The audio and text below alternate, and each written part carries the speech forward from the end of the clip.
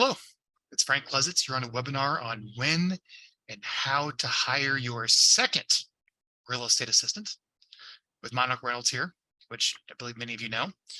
We're going to talk today about at what stage is it right to hire the second person on your real estate team after you've hired the first. So quick introductions. My name is Frank Klesitz. I have a firm called Viral Marketing, VYRAL Marketing. Monica more or less is a client of ours and have a great relationship with her. So if you're looking to hire an advertising agency of video editors and writers and essentially a marketing assistant at some point to help you execute a 36 touch plan to your existing list to get the phone to ring, go check us out. Get Viral, GETVYRAL.com. Monica, 40 years in the real estate space. 44. Everything about 44 years. Knows everything about building a team and how things run and work, and just an expert when it comes to hiring especially your first staff, which is why you guys are here. Anything else on that, Monica? That's it. And it's so exciting. And just another note too, if you need any marketing ideas, any marketing help, Frank is your marketing assistant. There you go. So, yeah. When you need social media marketing, Frank's your guy. All right. So with that said, you have your event. Hang on. I'm going to drop a link. Okay. Real quick before we get started. Monica, you have your event. Take about 30 seconds and explain it. I want to put a link for everyone in here about your event coming up. Let's get that out of the way. I've done 2-day boot camp since 1990. And this one is probably the very best one I've ever done. We have 21 playbooks. We have some incredible speakers coming. It is in Austin, Texas. It is in January 13th and 14th. What a perfect time to come and retool your business with the right tools in your toolbox. I promise you, if you come and you're a single agent, you will have the tools. If you come and you are an agent with a team and you bring your team, every additional member after the first fee is only $300 for 2 days. We provide lunch. We provide networking. There'll be lots of photo opportunities, plus 21 playbooks that over the years that I've accumulated, and they're all up to date with the latest on everything. In fact, we've even got tips in there from Frank. So I want you guys to all think about making that investment, because one thing you need is systems, and systems will help you double your business. Okay. I put a link to that workshop there. In addition to that, before we get started, you're probably wondering, well, Frank, where's the recording from the previous webinar hiring the first real estate assistant that this webinar is building on? I'm putting a link for everybody in the chat for the linking for that replay. So, yeah, and the thing that everybody should know too is that we were doing a series. So the first one is the first assistant, the second assistant. Your next hire is going to be your buyer showing partner / assistant. Then it's a buyer agent. Then it's an ISA. Then it's a marketing person. We are going down the road of everything that you need. So just hang on and we'll do the director of operations. So we've got a huge series going. It's fast paced. And so let's get started. So Frank, when people say, when do I hire my first assistant? My comment back, and you'll like this, is your first assistant crying yet? If they're crying, you got to hire one, right? Yeah. And then strategically, if your assistant and you are doing 40 to 45 transactions, you absolutely must consider the next assistant. If you see the trajectory of your business moving into the 60s and 70 transactions, or you feel like the brakes are on, we can't really do anymore, we are maxed out, that's when you bring on the second assistant. And then, so the key is the why is when you know your business is going to the next level. Now, can you bring on a second assistant at 30? Sure, you can if you want. I'm just giving you the very clear guidelines that I followed, and Keller Williams and every franchise that I spoke to, Remax, whatever. This is the guidelines that most people follow, because that's when it gets a little dicey, is when you do more than one transaction a week. Does that make sense, Frank? Makes total sense. So probably about you and your first assistant handling 40 deals. Yep. Easy. And then it doesn't get easy after that. So usually, so someone says, well, I really can't afford the second assistant. So if we talk about budget next, I say, well, get a part-time one. And on your way to 75 transactions, you have a part-time 20 hours a week. And then with that said, though, when you are at 190 to 100 transactions, you got to have 2 full-time people. Oh, You can have a please. virtual, at least. You can have a virtual, but you can also have, you need someone in the office if you're doing that kind of volume. I love the virtuals. I have several, they work great, but you also need that person that's hands-on when you're doing that kind of volume. It can't be all virtual in my book. And the budget for all of this is really critical. It's based on your volume in your business. And like I said, when you hire your first one, you got to have a couple of months to the side in a reserve account, because it's going to take a little while to get that extra assistant up to production, which causes you sometimes to get a little bit out of production unless you send them to me for training, right? Okay. And so what else, Frank? Well, okay, so we titled this the second real estate assistant. Do you have a role specialization? Like, so let's talk about the job description. Let's talk about what not to do. Okay, so Monica Reynolds would tell you, in all of my experience in 90,000 coaching calls over the years, no one's coached probably more than me, especially with assistants. I want you to hear this loud and clear. I do not believe in contract to close. When you hire your first assistant, they are contract to close, meaning the contract comes in, they process the listing, and then they close it. When you bring on your second assistant, you are going into specialties now. And so I don't believe in contract for close. Hear that loud and clear. Your first assistant, yes, they do that. You're setting the baseline, you're setting the foundation, you're putting your playbooks into place. So when you bring on your second assistant, you're going to do a the best. You do not want a high in charge of your closings. So a TC and a high I, oh my God, guess what happened today? Oh my gosh, now this happened. You want that steady C. You want them to be a 99 C in my book. Now, some of you can work with different people, but for me, I need that C, that steady, cross the T's, dot the I's, takes their time. They're methodical, not like me. I'm a high D, I'm all over the place, right? I need someone to clean up my mess.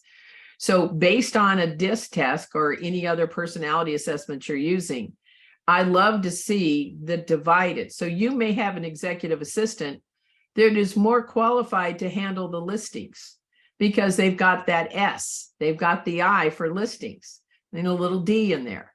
Now, listings are bulletproof.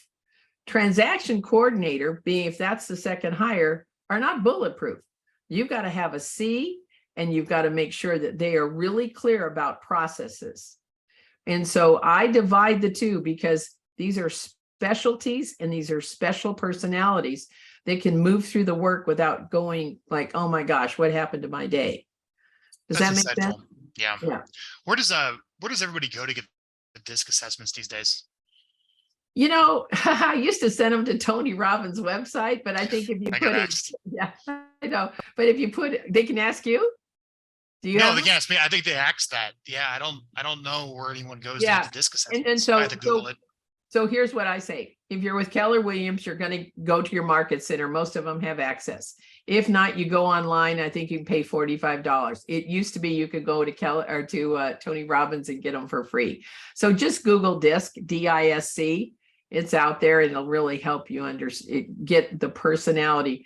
So what happens on a DISC, and I've got a lot of training on this, you're looking for the person that wants that in, like if you want to hire a TC now, you're looking for someone who wants a structured environment that's very detailed, that crosses the T's, dot the I's, very methodical. You're not going to get that when you hear about an S or an I. So that's who you're looking for. Okay. The other, it's like a whole other training. I just how to read a DISC assessment. I like that. And if you have the opportunity to go through and learn how to use that, why don't you say this again? What's the role you're looking for in the second hire? What's the perfect DISC? Well, if you have a listing manager, I like them to be an SID, meaning S is the nice, calm people. Okay. The I has a little bit, so they're an SID. So the S is dominant. The I they have some energy. Thanks for listing your house with us, right? Mhm. And then the D, they'll get the job done. On a TC, a transaction coordinator, I need a high C. And then I need the S, and then I need the I really low. Okay. So CSI. Now, the other thing that I'm looking for is if you're going to branch off and you're hiring someone separate to do a TC work, you absolutely must, unequivocally. You can get away with it on the listing manager, but not on this one. They have to be licensed. In this day and age, you have to get them licensed. So you hire talent first, and hopefully you find someone with a background. Otherwise, you train them up. But they have to agree at some point within the next 6 to 9 months, it's like giving birth, that they're going to get their license. And my suggestions on that very quickly are, if you're going to get them licensed, I pay for it because a lot of times it costs about $1,500. But I have them sign something, a little piece of paper that says, if you leave my team after 1 year of your license, or before, sorry, if you leave my team 1 year before your license, before the anniversary of your license, you owe me that money back because you are taking an asset with your name. And I paid for that asset and you're leaving with it. So if I don't get 1 year use of it, then you owe me. Yeah. Whether you leave or how you leave, right? It's like a loan agreement. We do something similar. But I'm paying for it if you stay with me, Correct. And so that licensing, because legally, and I have gone to, I've had NAR attorneys talk to me when I wrote books in the 90s about assistants, because they're going, now what's this person going to do? And so I was speaking at NAR, and then they, the attorneys would circle in on me. And as long as they don't talk about price, terms, condition of a contract, they can't negotiate repairs. They really can't even talk about price. So it's really important. You guys hear me? You have to get that TC license at some point. And I rarely hear about this, but I did hear this week, Frank, true story. Some agent, because he has nothing better to do, reported an assistant who wasn't licensed that was negotiating a repair. The agent can lose their license. The agent can lose their license. Well, that's how it's usually turned in, even with all the telemarketing stuff. It's the other agents you have to worry about. Yeah, because they have nothing to do. And they went, she's not licensed. I'm going to turn her in. And then ultimately, it's the agent that's going to get stung and could lose their license, depending on the Board of Realtors, MLS. Okay. Good to know. Yeah. So here's the good news. You're looking for two different personality styles. You never want all eyes in the office. I mean, the best eyes are the buyer agents, right? And you want this calm person, and you want to divide the jobs up based on. So when you have your first assistant, you say, what do you love doing? If we divide the jobs up from listing manager to TC. So a listing manager is in charge of the marketing, okay, because that's the listing part. The TC is in charge of the numbers and making sure that that's a client for life, going in the database correctly and in charge of the database. So that's kind of how, globally I divide that up. So marketing, listings, okay, numbers, goals, that sort of thing, that goes on the TC because they like numbers. They're good at numbers. Okay. So that's kind of how you divide it up. The thing, Frank, when you look at some of the agents, and I mean, you talk to them all the time, they put people in the wrong seat on the bus. All the time. You hire someone like yourself. And you start putting all these entrepreneurial rainmakers and admin roles. Right. Or you hire a puppy. You know what a puppy is? Can you imagine bringing a puppy into the office all day long? What does a puppy do? They're so cute. They're so nice. They just make a mess everywhere, right? So what happens is we don't take the time to look at the disc, to find out who they are. So you're still going to go through the same hiring processes that we talked about in call number 1 on your first assistant. You've got to check their resume. You've got to look at their references. And what's great is sometimes they might come with a background of a TC, if that's what you're looking for. Great. That's a great learning curve that you can, bring them into, however you have your own systems. When someone says to me, how do I find my next assistant? And I say, well, here's the deal. You send out an email to your entire database and you say, thank you so much for your support. My business is growing. I would like to hire another great executive assistant. Please pass this ad on to anyone who wants a career in real estate.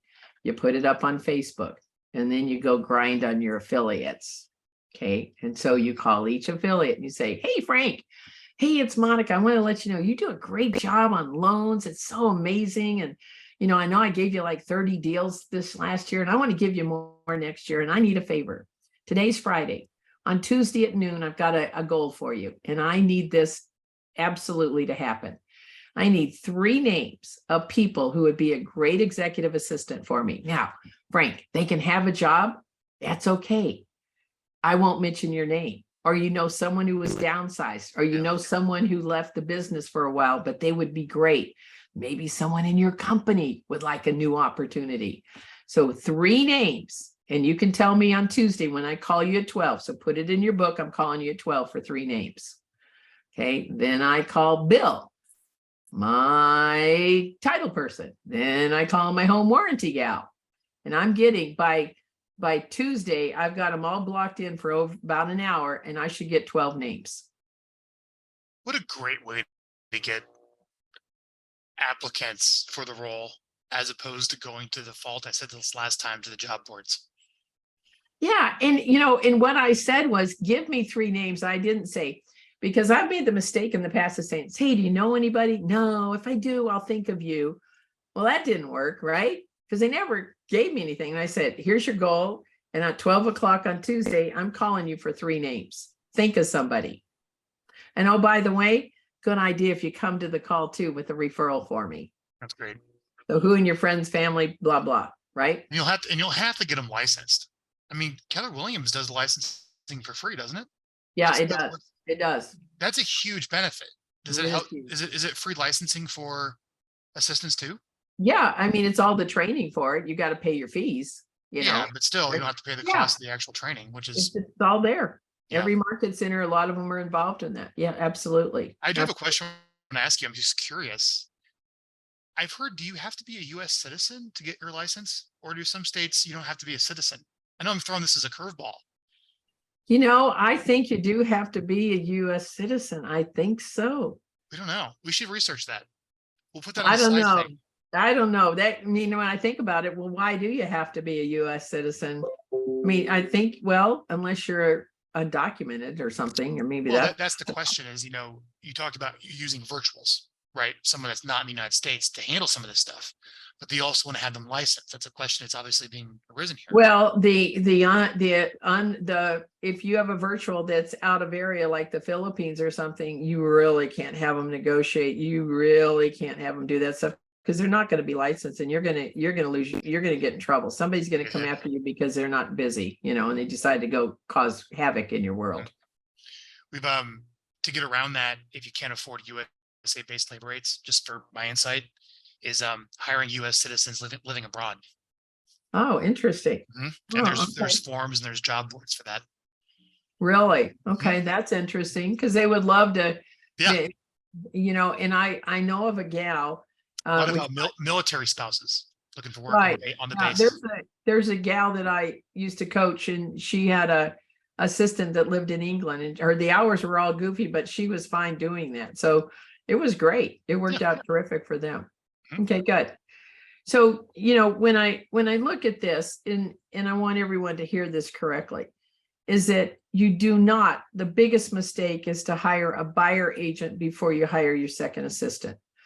Okay, you need the foundation of an executive assistant, a full-time one, and you have to have the business coming in. So when you're at 50 transactions, 45 a year, 1 a week, you've got a great foundation. There is no reason you are not doing 100 transactions. The reason is you're still the assistant as an agent. You may be the assistant to your assistant. And what I hear when you say that is people are too quick to delegate the bringing into the business and working with the client. Like, oh, I wish I could hire someone to help to bring in the business or go work with the client. And you're saying, nope, we're going to max you out as the agent, bring in the business and working with the client. And you're going to have to focus on the back end admin first, even though you do probably want to give up running the buyers around and work with the client at some point. Yeah. And people do it too early in the process. Yeah, they do it way too early. And if you're getting stressed out thinking to me, gosh, I just don't want to work with buyers, well, then use your market center, your real estate office, and find someone in there and cut a deal with them and let them show the buyers. but don't bring them on your team yet, because you do not want to be responsible for someone's livelihood, their training, their accountability, because you now move into a mode of I'm a team leader. I'm a coach now. I'm responsible for this person who's an independent contractor. You need the foundation. You need the lead generation systems. You need the marketing. You need the social media. You need all of those things foundationally in there before you start bringing in an agent that you're responsible for. And I think a lot of agents feel that they have a good heart to say, gosh, I just brought this guy on. I'm going to teach him to fish and hunt and kill and get a deal done, right? And yet I got to teach them too that I'm going to feed them something every now and then. They're a birdie in the nest, but they need to fly out, but I'm going to feed them, but you also need to fly out and go find some food too. Yes. Question, is free licensing through KW available in Canada? Do you happen to know? I don't know. No. No, it's totally not. different deal. No. Got it. All right. No. Wouldn't you can constantly lose them as they decide to become agents that have to rehire? Interesting. What was that again? Terry asks, or really more as a comment, wouldn't you constantly lose your assistants as they decide to become agents since they're licensed? Oh, I love that question. Thank you for asking that, because Yeah. that's like number one question. And Yeah. I always forget that. Okay, take a deep breath. Not going to happen. Now I'll tell you why. And if it does, you keep that talent and move them on the bench, off the bench into that position. So here's the deal. Most real estate assistants are what I call excellent office administrators. They don't have the heart and the soul of a salesperson. Yeah. They're not an entrepreneur. They need a paycheck. They're comfortable with the amount of money coming in each month, the opportunities you can provide for them to help bring in referrals from their friends, family, past coworkers. They want a strict paycheck every single month, twice a week or twice a month, whatever.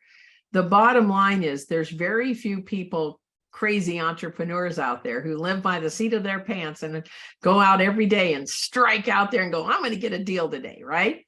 Because we're commission salespeople. So when you have an assistant, this is what I do to them. And they say, well, I'd really like to be a salesperson. I go lean into it and go, that's awesome. Tell me about that.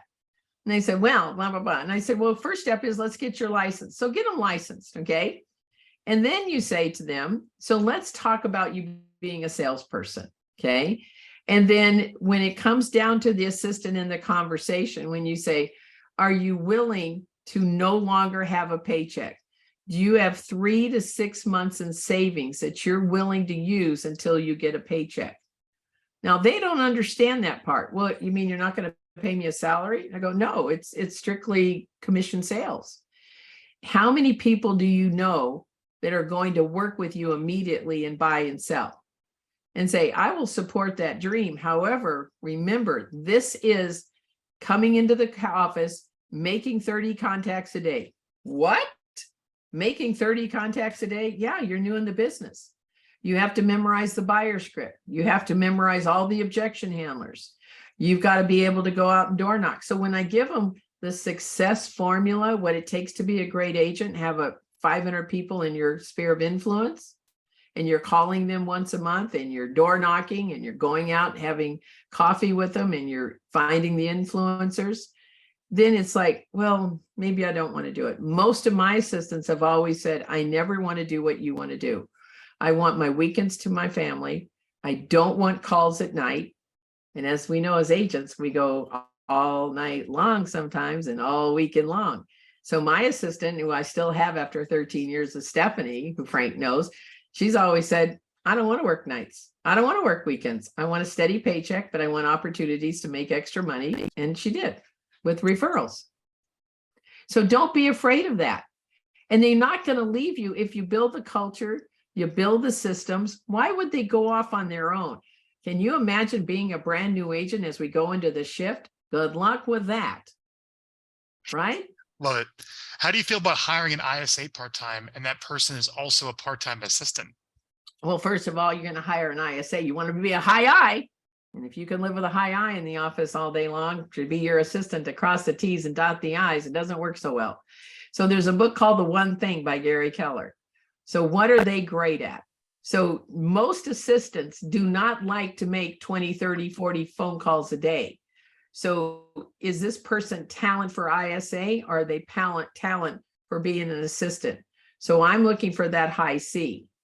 And for an executive assistant, before you have your second, I'm looking for the CSI. I need someone to pick up my mess, clean it up, cross the T's, dot the I's, take care of me. And so that is not a high I. And so when you have an ISA and you have like 3 listing appointments, all of a sudden it showed up.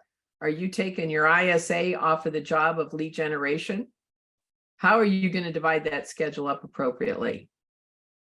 It's difficult. Can it be done? Sure. I haven't seen it done successfully ever, but you could try. I've failed at that too. Yeah, I know. Don't do it. Don't do it. Don't do it. Trust me. Trust me. Deborah asks, is it a good idea to have an assistant? Same concept. Is it a good idea to have an assistant part-time and a buyer agent part-time? Separate ones. Okay. So when you say part-time, you can have an assistant be part-time, but they have to be strategically in the office that makes sense for you. So I would have an assistant in the office at 8:30 to 12:30. Okay. If my business was under 40 transactions, yes, that is the answer. Can you have a buyer agent be part-time? Not unless you want to be the assistant to the buyer agent. Because if they have another job or they're going to school or they have another commitment and they can't show the property, you're the buyer agent. So if you want to be the assistant to the buyer agent, go right ahead. So don't do it. But I'm a big believer in hiring part-time first if you don't have your first assistant and you're not comfortable with that. So let's just say hypothetically, you hire your first assistant for 20 hours a week. You pay him $15 an hour. Okay, that's $300 a week, $1,200 a month. Guess what? If you got 80 hours back in your world, would you be able to find another listing and your average commission is $8,000, $10,000? Would you be able to find another buyer? So you could probably add 3 or 4 transactions if you got 80 hours back in your world. Okay. Yes. All right. I just put in the chat, everyone, a link to Monica's event coming up as we wrap up. So we talked about this earlier. There's a link to Monica. Yeah, let me mention something about that. I've done these 2-day boot camps since the 90s. This is the best one that I've ever put together. The format is incredible. We have some amazing teams coming. We have some really top producing single agents that are coming because they're getting ready to get into these playbooks. So we do 21 playbooks where you do not have to reinvent the wheel. It's plug and play. And when you go into a shift, your systems have to be impeccable, and you'll have a reference manual with everything you need to double your business. And that is my promise to you, that if you make that investment and come to Austin for 2 days in January, you'll have a great time. Plus you will have all the systems you need to build a phenomenal business. Yep. And I would say too, is the other thing in everyone's mind is, where am I going to get the money to pay for the assistant? And you have to be the one that goes and brings in the business, and the transactions are down, right? Mm-hmm. So the number one thing you can do to go get business is to reactivate your existing database. All the contacts you have in your Gmail, all the contacts you have in your Outlook, all the contacts in your CRM, all the contacts in your phone. They all need to get exported. They all need to get scrubbed and cleaned up, and we got to get a 36 touch out to them with the right messages. Correct. Get them to respond. Right. Right. I have all those at Viral. And if you go to Get Viral, GETVYRAL.com, click industries, we send about 90 million emails a year, Monica. Mm-hmm. So I have all the top performing topics that people want to see that are evergreen in all markets on the industries tab. You can get them there. Okay. Check out what we do, why people give us money, and you can request a free strategy call there with Viral. Good. I saw a question in there, Frank, I'm going to take on real quick. We're not offering it in Canada. It is not virtual. It is live. We want you to come and rub shoulders and network. Mo Anderson will be there. Linda McKissick will be there for 2 days. She's the #1 profit share earner in KW. It is going to be an amazing event. This is for agents and their assistant. So the purchase price for the 2-day course of 21 playbooks and lunch and everything is $995.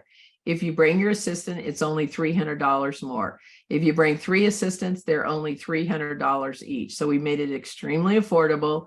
So there's one entry price, and then anybody else that you bring would be $300. The assistant can absolutely come by themselves without a doubt. They can definitely do that. And we have several teams that are sending their assistants only. They will network with other great assistants. We've got hotels that we can share with you where you go. It's going to be incredible. And I just hope that you really hear from my heart. This is how you take care of the shift in the business. When you have these systems and you go, hey, we need to do this differently. You just go to this book and there's a reference of everything that's there. 21 playbooks, plug and play. Good Okay. stuff. Anything else, Monica? Frank, you're the best. If you guys need marketing, you only go to Frank. I have all my clients go to Frank. So check it out. See what Frank can do for you too. All right. And then so next time we're going to talk about the showing buyer agent. That's the third hire. Third hire, and how to pay them and not overpay, right? And who's the right person and how do you do it? That's when you are over 50 transactions going to 75. You get to start looking around for that person.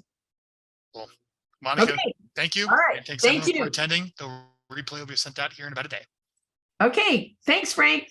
See ya. Thanks, everybody. Appreciate your time today. Happy Friday. Happy holidays. Bye.